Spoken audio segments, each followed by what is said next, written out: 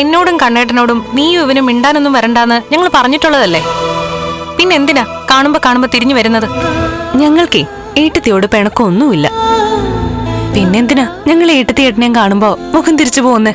അതിരിക്കട്ടെ, ഈ രീതിയില് മഞ്ജുവിനെ ഇവൻ കൊണ്ടു നടക്കുന്നേ എനിക്ക് തോന്നില്ല. ഇനി സാഗരേട്ടൻ എന്നെ വിട്ടുകളഞ്ഞാലും ഏട്ടത്തി ഏട്ടനെ ബുദ്ധിമുട്ടിക്കാൻ ഞാൻ നിങ്ങളുടെ അടുത്തേക്കൊന്നും വരില്ല. ഇനി എനിക്ക് വിശ്വാസമുണ്ട് എന്റെ ആളിനി എന്നെ ഉപേക്ഷിക്കില്ലെന്ന്. മുമ്പ് ഏട്ടനും ഏട്ടത്തെയും കണ്ട സാഗരേട്ടനല്ല ഇപ്പൊ എനിക്കൊപ്പം ജീവിക്കുന്നെ. അതെനിക്ക് നന്നായിട്ട് അറിയാം.